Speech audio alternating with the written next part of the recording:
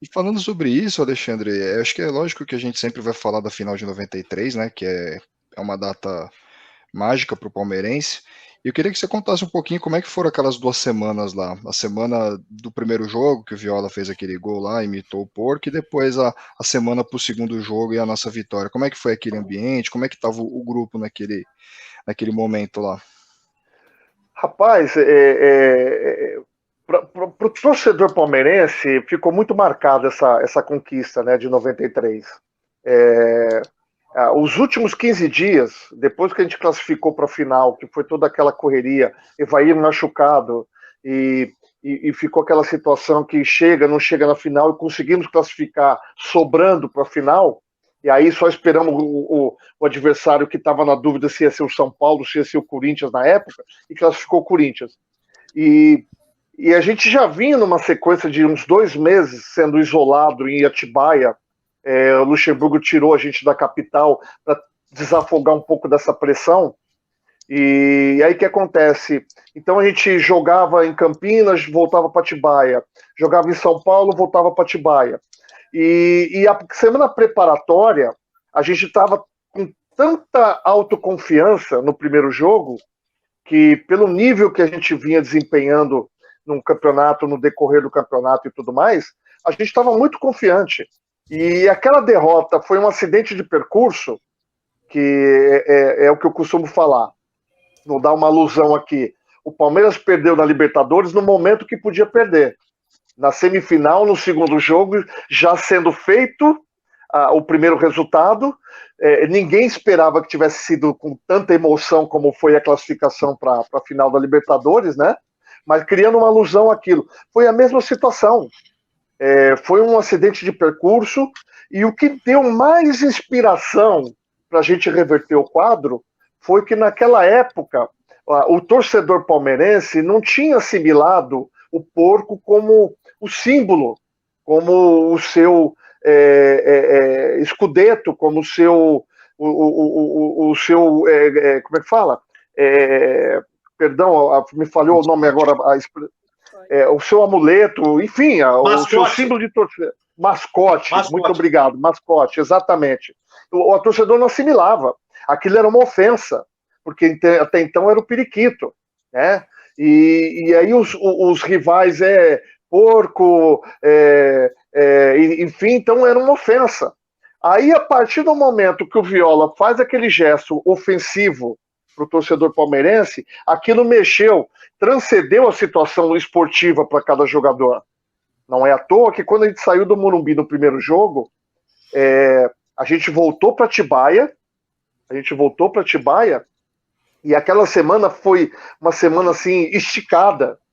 Foi uma semana que parecia uma eternidade. Por quê? Porque todo jogador estava incomodado com a situação de torcedor sendo tirando sarro com a situação do porco. O Viola tinha feito o gesto do porco na comemoração do gol. Então, não só pelo acidente de percurso, mas também pela questão de honra do brio do jogador, que foi mexido naquele momento. Porque o Viola ele conseguiu mexer com o brio de cada indivíduo naquela partida. E aquilo ficou engasgado. Aquilo ficou a semana inteira engasgada. E quando a gente se reúne, que a gente volta de Atibaia um dia antes, a gente faz lembro como se fosse ontem. A gente chega de Atibaia, vai para o CT, as torcidas organizadas, no terceiro campo, que hoje é atrás do hotel, né, onde os jogadores se hospedam, aquele campo, naquela época eram uns 3 campos e o vestiário, onde tem arquibancada e tal. Era muito precário, porque tinha acabado de ser inaugurado, foi em 91, tinha 2 anos mais ou menos a academia do Palmeiras. Aí foi liberado os portões abertos, e eu lembro a Mancha Verde, a Tupi, enfim, torcedores do interior, cara, do interior, impressionante.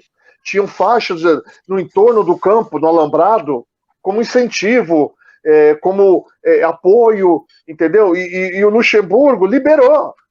Ele falou, não, vocês hoje vão sentir o calor da torcida, vocês vão treinar como se estivesse dentro do estádio.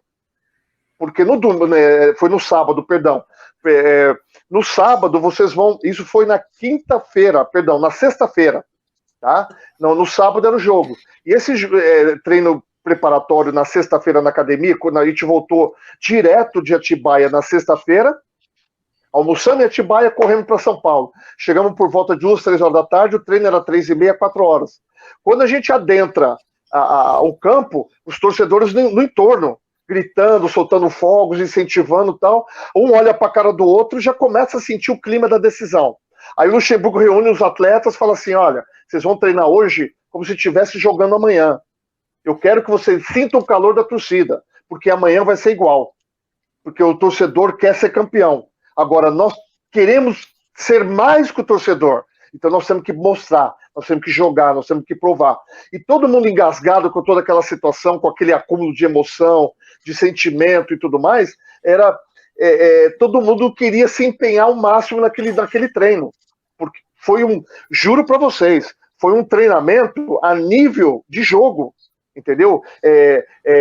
Chegada, carrinho, disputa de bola, entendeu? A ponto que o Luxemburgo parou o treino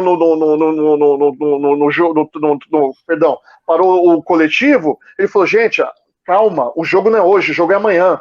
Mas só que todo mundo estava no calor da emoção, estava todo mundo pilhado e queria, entendeu, demonstrar. Fomos pro Hotel Transamérica. Aquela noite ele coloca ali uns vídeos para assistir, tal, uma orientação básica, tal, liberado para dormir e tal. Aquela noite foi uma noite longa, entendeu? No café da manhã, todo mundo reunido, batendo papo, descontraído. A partir da hora do almoço... Oi? Você tá falando dos vídeos, só rapidinho, tem a lenda que um dos vídeos que você passou aqui, porque ele passou para vocês tiveram que assistir o Rambo para pegar e incorporar o espírito do Rambo, é verdade? Um vídeo era do Rambo mesmo? Rapaz do céu, cara. Interessante essa situação, viu? Enfim, N coisas aconteceram nessa época, entendeu? É uma coisa impressionante. Então, o que recorda mesmo são os momentos assim marcantes, entendeu? No sentido de o que impressiona é que quando aquele momento crucial que a gente chega no Morumbi e que o Luxemburgo reúne o time dentro do vestiário e fala para nós assim, olha, chegou o momento, a gente vai sair daqui campeão, a gente vai voltar para casa campeão. Aí na boca do túnel, o Evair pede a palavra para falar que nunca o Evair foi de abrir a boca, falar alguma coisa, e ele simplesmente fala assim, eu vou descer essas escadarias com a faixa de campeão no peito. Quem não quiser me acompanhar, que fica por aqui, que nem suba, fica por aqui. E isso mexeu com todo mundo. Então, hoje o sentimento, até hoje a gente brinca um com o outro, que se estivesse jogando aquela partida, até hoje, a gente teria ganho de 8, de 10, de 20, porque tinha sangue nos olhos, tinha a emoção de jogar para mostrar que nós éramos capazes de tirar o time da fila e consagrar aquela torcida.